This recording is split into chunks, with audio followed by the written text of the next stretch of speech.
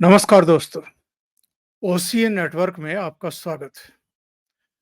देश के कुछ राज्य और वहां के मुख्यमंत्री कई बार लगता है कि बेलगाम हो रहे हैं और जो हमारी संघीय व्यवस्था है, जो संवैधानिक ढांचा है, उसको भी चैलेंज करने से बाज नहीं आते हैं।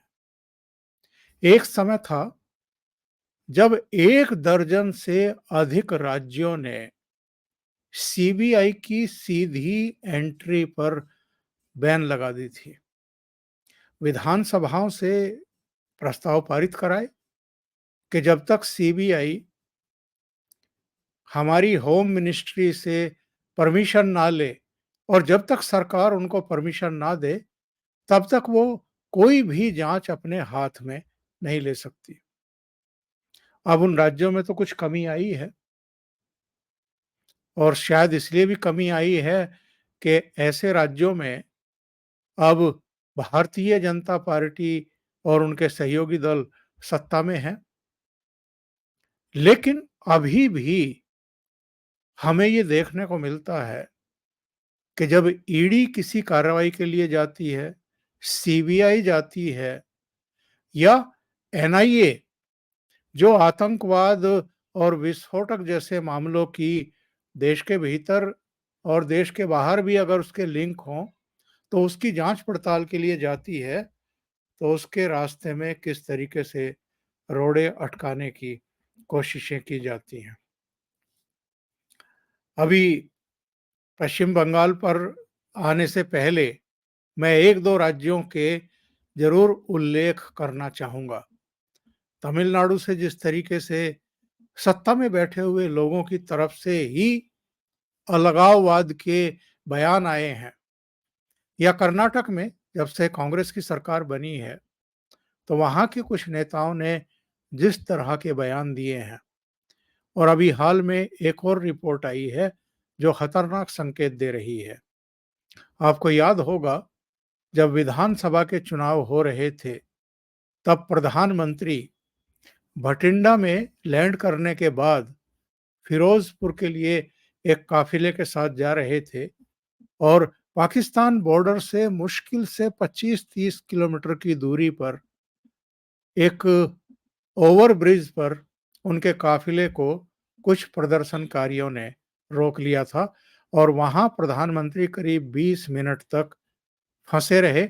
बाद में वो फिरोजपुर जाने के बजाय और जनसभा में जाने के बजाय वापस सुरक्षित भटिंडा लौट आए और भटिंडा में जो वहाँ के अधिकारी थे पंजाब सरकार के, उनसे कहा कि चन्नी साहब को बोलना कि मैं सुरक्षित वापस दिल्ली लौट रहा हूँ। अभी हाल में रवनीत सिंह बिट्टू, जो सरदार बेअंत सिंह के पोते हैं और अब लुधियाना से भारतीय जनता पार्टी के प्रत्याशी हैं, उन्होंने बड़ा खुलासा किया है।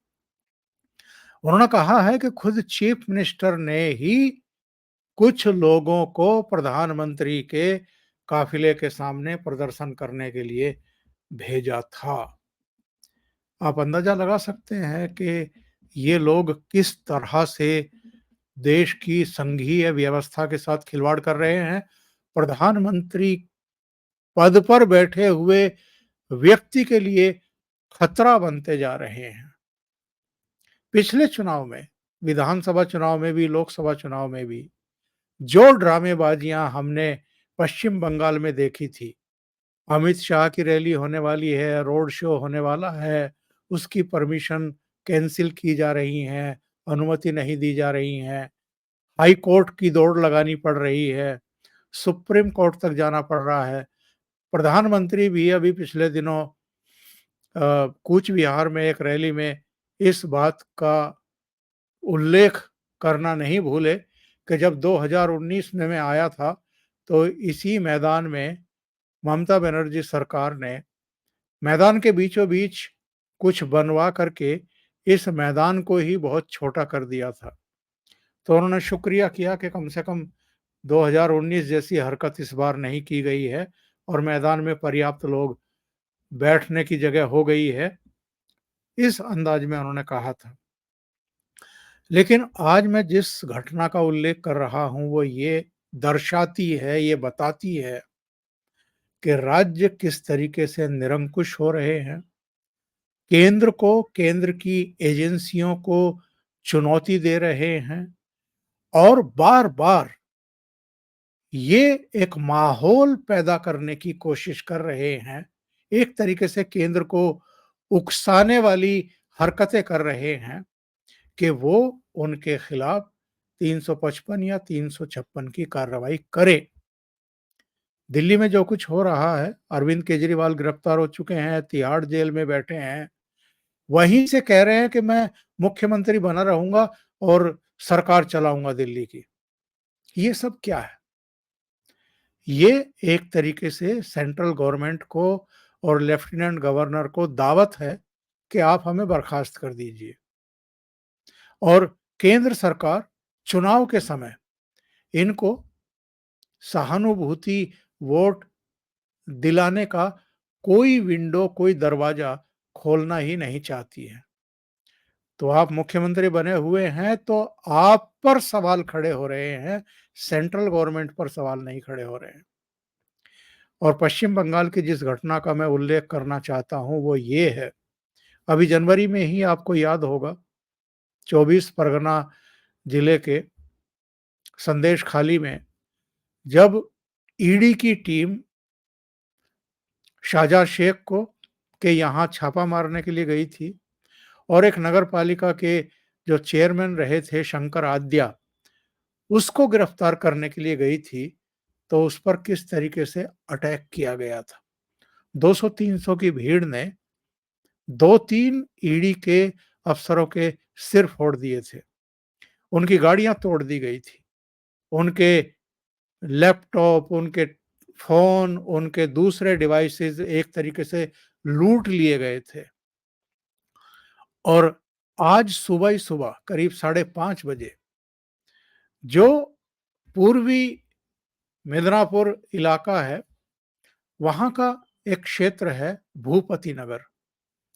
2022 दिसंबर में वहाँ एक विस्फोट हुआ था। उसके एक घर में विस्फोट हुआ था और वो छप्परनुमा घर था और ये घर किसी और का नहीं था, ये टीएमसी के एक कार्यकर्ता का था। विस्फोट हुआ तो जाहिर है इसकी जांच पड़ताल एनआईए को अपने हाथ में लेनी पड़ी और उस विस्फोट में 3 लोग मारे गए थे।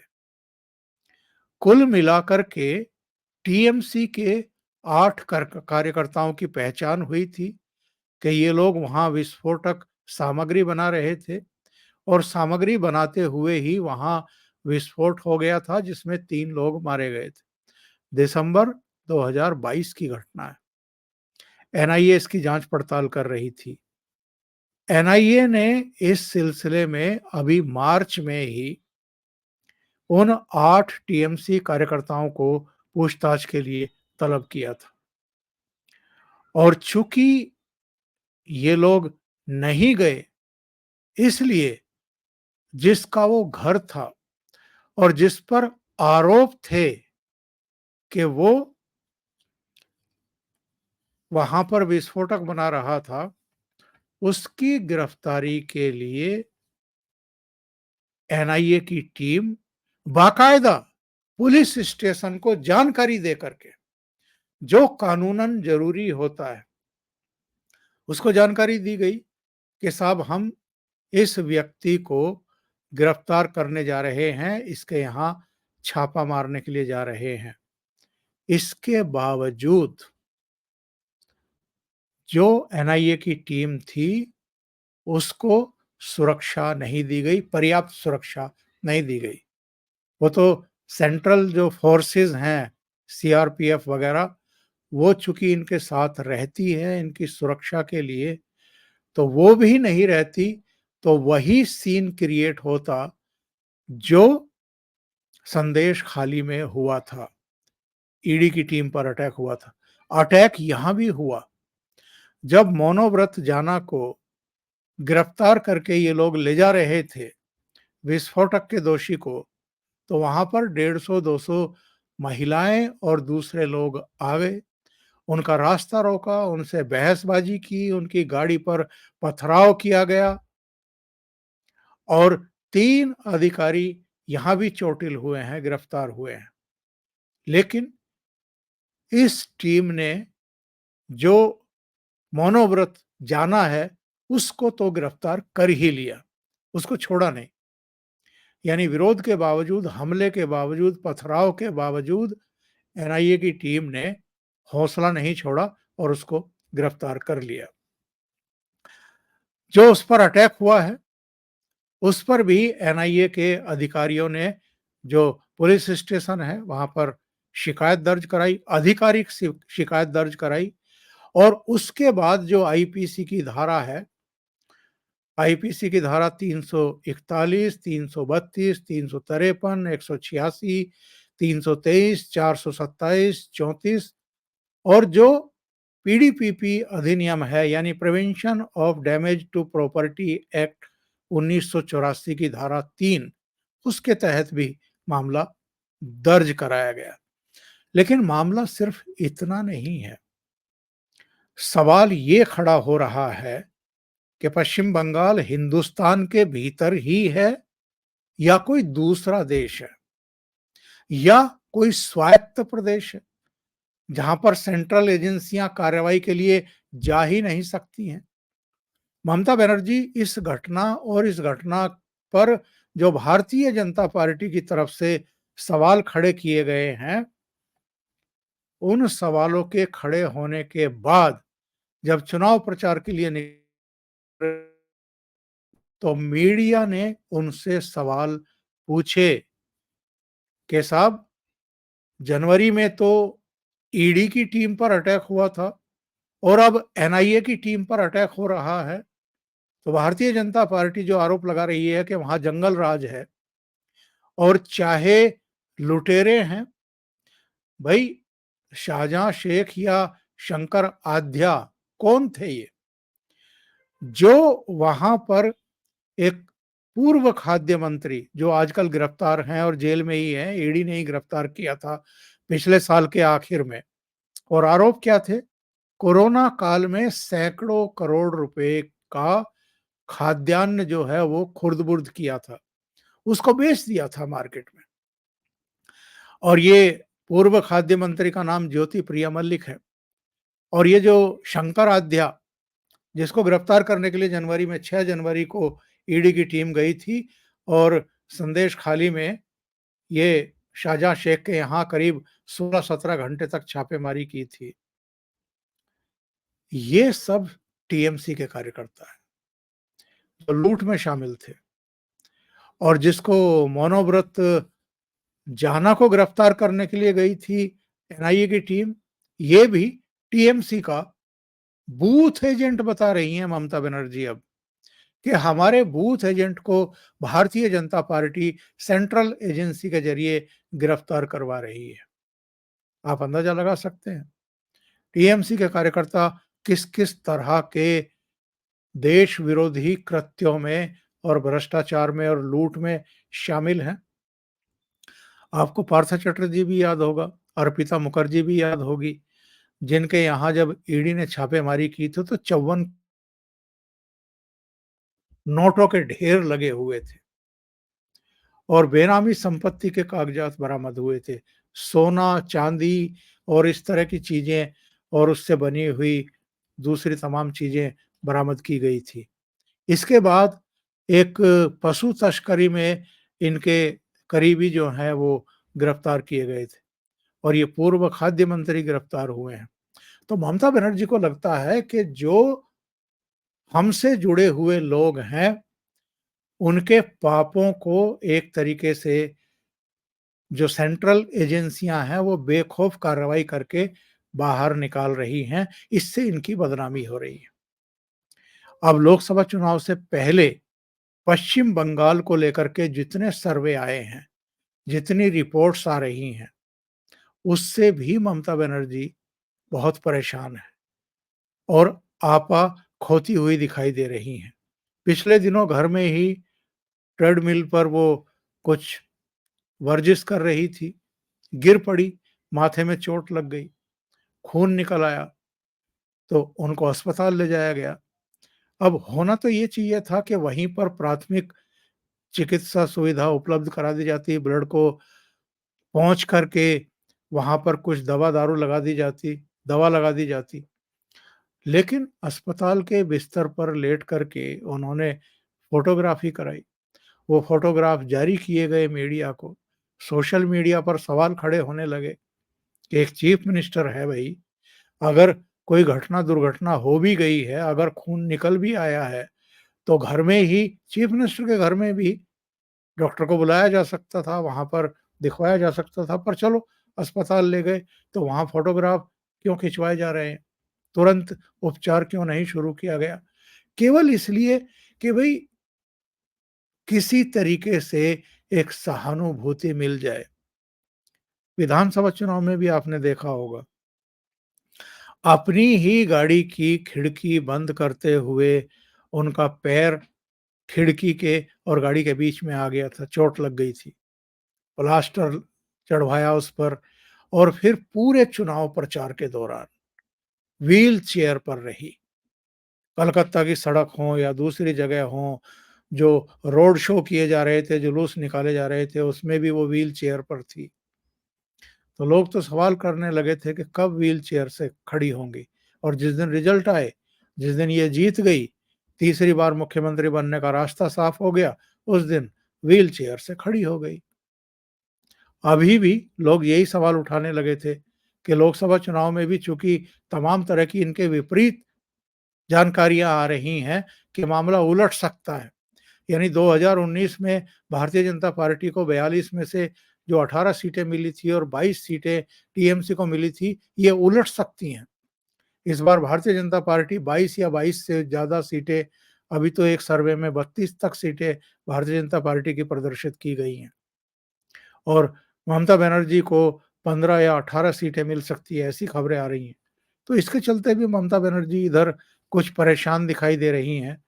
तो उन्होंने सवाल खड़े किए हेलीपैड पर कि आधी रात को छापे मारने क्यों गई एनआईए, जबकि ये सुबह 5:30 बजे की घटना है, यानी पौं फटने के बाद की घटना है।